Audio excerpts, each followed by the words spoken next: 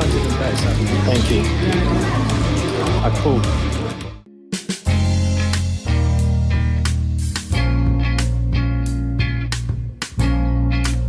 Alright my people, welcome back for the first session. We arrived at the casino, take our seat, play for about 8 hours and lose £370 in the process.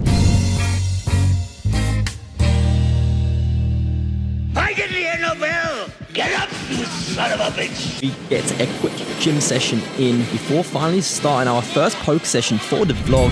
Buy in for around £300, and the first playable hand we receive is the ace-10 of hearts in the small blind. As you can see, button on our direct right has opened to £7. I free bet to 30 and he folds. Then take down the blinds, opening queen jack off before opening pocket nines from early position. Going two ways with the hijack to double 8 to rainbow. I see bet big out of position.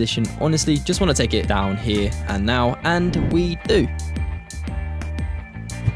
Next up, ace-jack off with the straddle on. I open to £15. The very loose player on the button calls, which we are happy to see, but small blind and straddler also calls, so in need of luck now that we are four ways to a flop of 7-8 jack to spades. So we do get lucky, but on a pretty scary board, four ways here. When it checks to me, I decide to just check it over to the loose button to see if he wants to bet, and he does bet 25 quid, so plan to check raise here until small blind has plans of his own and raises to £75.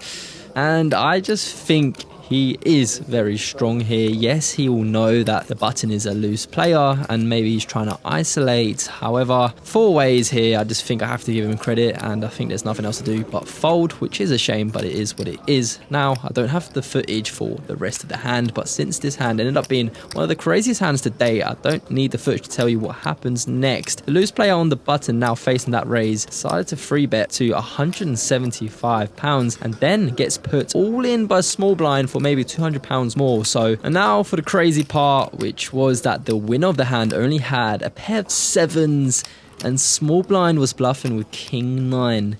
So fair to say we are sitting at a good table. And now we pick up the ladies. Bitches, man. You gonna give that kid a comp? Hey, dude, I better bail. Later for you, Luke. Even the straddle is on. Let's go. Tight recreational player in the low jack raises to 25, and then fellow content creator Shuttlecock Poker, who was involved in the crazy hand just prior, 3 bets to £75 in the cutoff, which is a strong move. Possibly he's on tilt, who knows. When action folds to us, we have £353 behind. Should just be a simple jam here, no? Well, I do make the mistake of just calling. Now low jack calls as well, and we go 3 ways to jack 8 to rainbow. So a very good and fortunate flop here. Despite making that mistake, I do decide to check. Low jack, who only has 8 more pounds behind, checks, and Shuttlecock Poker c bets £75. Nothing to do but call. I think low jack is all in for his remaining 8 quid, and the turn is a clean 8 of hearts. Action is on us, and I should just check to the aggressor, right? For some painful reason though, I make the second mistake, honestly, probably because I don't want to see an ace or king on the river. I decide to jam for my remaining £200 into a pot of £389. Shuttlecock does go into the tank and then lets it go. The river is a clean 8 of diamonds. Low jack shows ace king of diamonds. We take it down.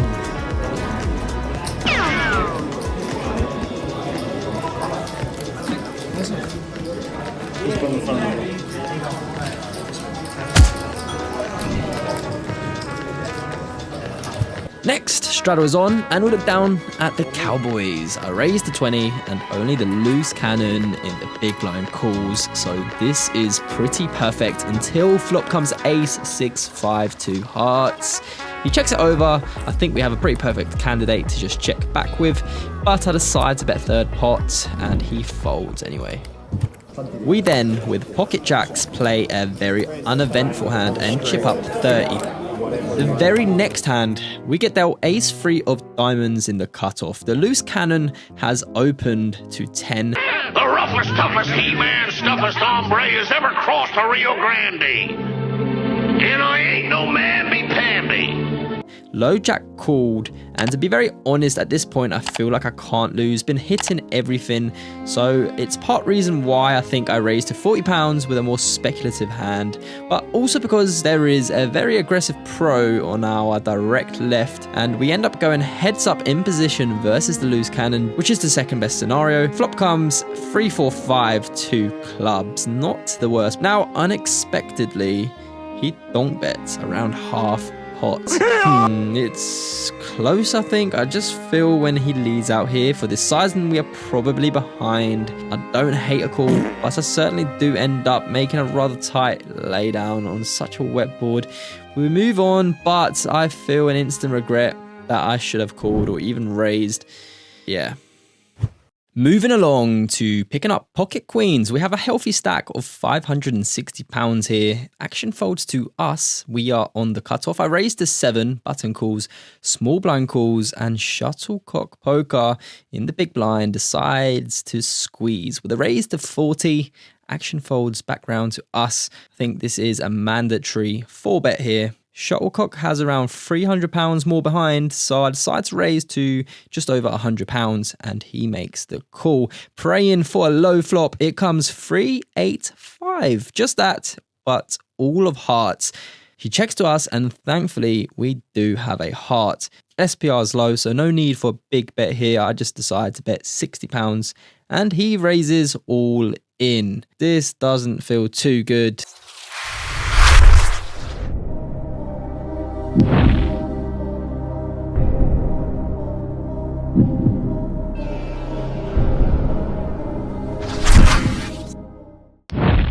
I do get a bit of a bad feeling, but with the Queen of Hearts, I don't think we can go anywhere. So I do eventually make the call. I call. Probably is an easy call in hindsight. If he does, he does. Turn is the King of Clubs and then the 9 of Spades. He shows pocket 8s for a flopped set. Nice hand, and we lose a big one here. Still have some of our stacks, so I add on for £105 after that hand, and we keep pushing. Moving along, the loose cannon is still with us, and he's the one that opens up the action from +2 to £10. Low jack calls, button calls, and we are in the small blind with ace king off. So it is time to put in a squeeze, and I raise to £60. And now JT on the big blind, he's a pro, he's our pal, and he raises to £125, which is a very annoying sizing. I know that he knows that I'm a tight player in general, and especially when free betting in this configuration, my range is going to be very tight, which means his range is going to be extremely tight to probably something like queens plus. Maybe we are splitting with ace king at best, but for that price, I just have to call. And the flop comes queen jack 4, 2 spades. I check with the plan to fold to any bets. He does bet very small though, £55. I think it over for a few seconds, but I've made up my mind that I need to make an exploitative fold. At best, we are splitting with ace king. We are out of position as well. In hindsight, maybe I could have just raised all in pre-flop, but he does end up telling us he had kings. So it looks like our read was right. After losing that hand, we add on another £150 of ammunition to battle with. Shuttlecock poker in the low jack raises to 7, cutoff calls, and we are on the button with ace jack off. I think this is a very standard free bet, especially because low jack is going to be opening a little bit wider as he has been this session. But mistake number 1 is I just make the call. Flop comes king, queen, jack, rainbow, shuttlecock poker, c-bets 15, cutoff calls, and I think this could be a fold. But with the price given, being in position and having the gut shot to the nuts, I do make the call. The turn is the 8 of diamonds and it checks to me, which is great. Just check back, right? But unfortunately, no. After having lost quite a bit of money in the last 2 hands, I feel like I'm in the mood to lose some more. So I decide to bet 25 here, which achieves nothing unless I plan to bluff the river. However, we don't need to because low jack then raises us to £175 and I fold. Honestly, this hand just makes no sense and I think it was just a lapse of judgment. Anyway, we move. You can have like...